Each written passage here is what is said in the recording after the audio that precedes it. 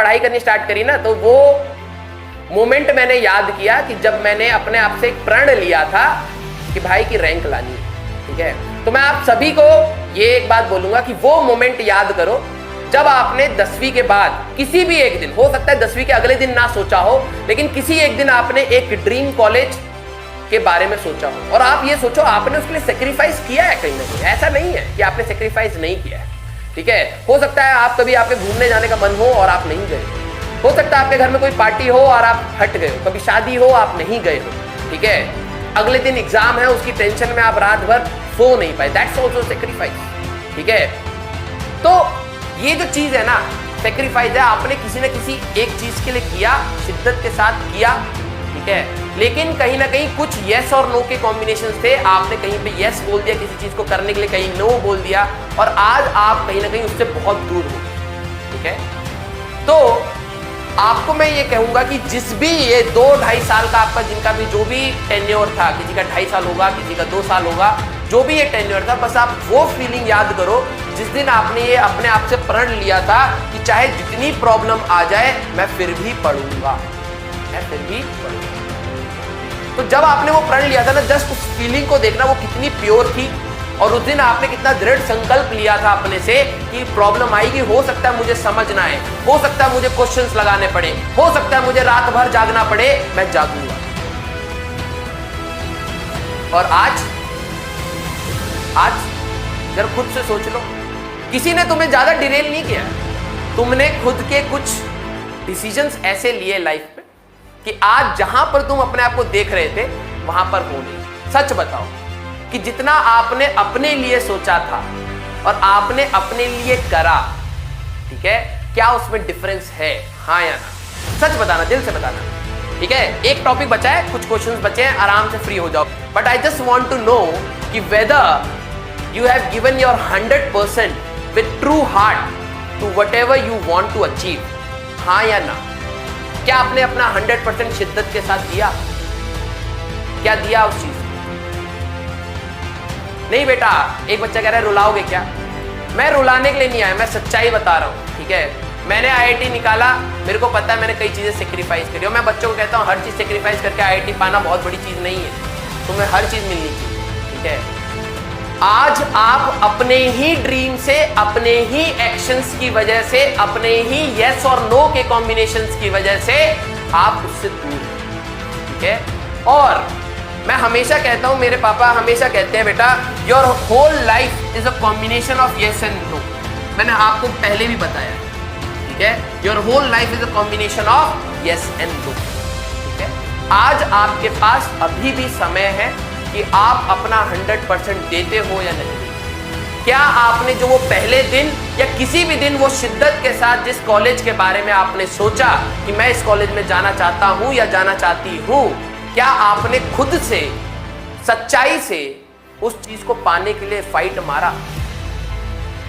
ठीक है, मैथ्स नहीं हो रहा, अब मैं सच बताता हूं। ठीक है, हमारे टाइम में आईआईटी में जेई मेंस कुछ बच्चा, एक बच्चा रैंक पूछ रहा है। ठीक है, मैं बताता हूँ, हमारे टाइम में जेई मेंस और एडवांस नहीं होता था, हमारे टाइम में एआई ट्रिपल और जेई अलग से होता था। आईआईटी का पेपर अलग होता था, उसमें 2 पेपर हमें देने पड़ते थे, एक मॉर्निंग स्लॉट में होता था, एक आफ्टरनून स्लॉट में होता था। और हमारे में इंडिविजुअल कट ऑफ भी क्लियर होने के बाद ही रैंक आती है। आप फिजिक्स में फोड़ दो, केमिस्ट्री में फोड़ दो, मैथ्स में 2 मार्क लाओ, रैंक ही नहीं आएगी। ठीक है, मेरे मैथ्स में 38 मार्क आए थे, 33 की कट ऑफ। मेरी मैथ्स बहुत ज्यादा वीक थी, लेकिन मेरा फिजिक्स और केमिस्ट्री से कंपनसेट होकर मेरे को जहां तक याद है अभी 238 या 239 मार्क्स आए थे।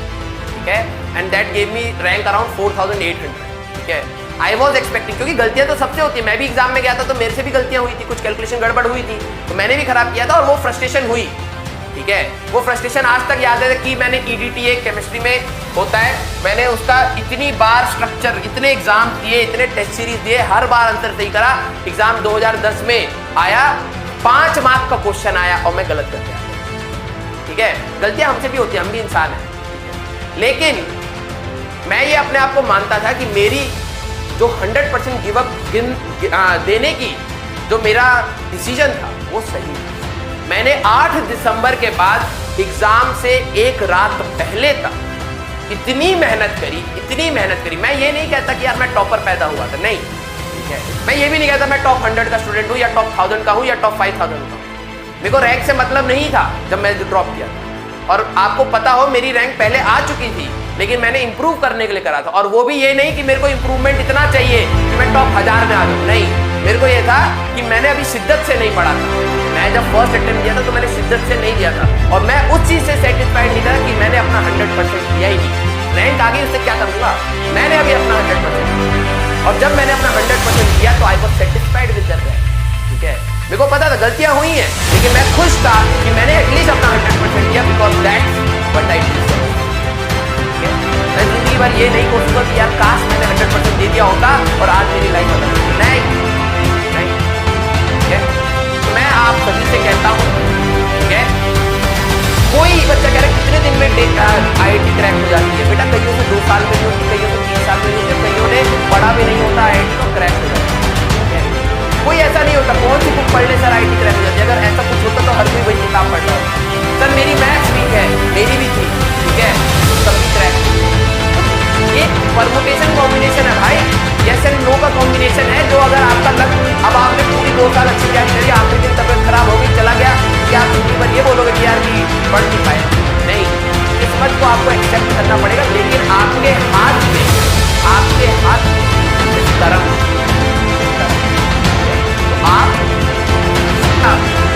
मैं बता रहा हूं कि जब आप कहीं आगे जाके, क्यों कॉलेज इंपॉर्टेंट पड़ता है, आपने ये नहीं सोचा। आपको लगता है कि कॉलेज से जॉब लगती है, नहीं, कॉलेज 10वीं के बाद 11वीं क्यों इंपॉर्टेंट होती है? क्योंकि आप अपने करियर का पहला कदम रखते हैं जो आप प्रोफेशनली रखना चाहते हैं।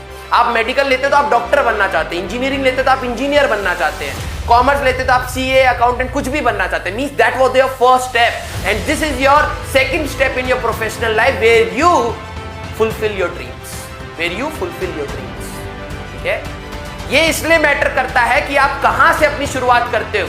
कई बच्चे प्राइवेट कॉलेज से जाके भी गूगल में पहुंच जाते हैं, कई IIT में भी रह के भी गूगल में नहीं पहुंचते, वो पैकेज नहीं पा पाते। क्यों? क्योंकि उनके फाइट करने की स्पिरिट खत्म हो चुकी है। ठीक है, IIT में जाके उनको लगता है IIT सब दे देगा, नहीं। जब हम गए थे कॉलेज में, हमारी क्लास में 100 बच्चे थे, 100 के 100 मेरे लेवल पे सोचते थे, बहुत मुश्किल होता था रैंक लाना, ठीक है, उन बच्चों के बीच में। तो जो फाइट मारता है वो जीतता है। और तुम अगर अपने रिजल्ट से अपनी फाइट को देखते हो कि यार कि मेरे को तो इतना लंबा फाइट मारना है, वहां तक तो मैं पहुंच ही नहीं सकता, तो छोड़ दो ना, काहे उठाए थे पे, क्यों उठाए थे पे?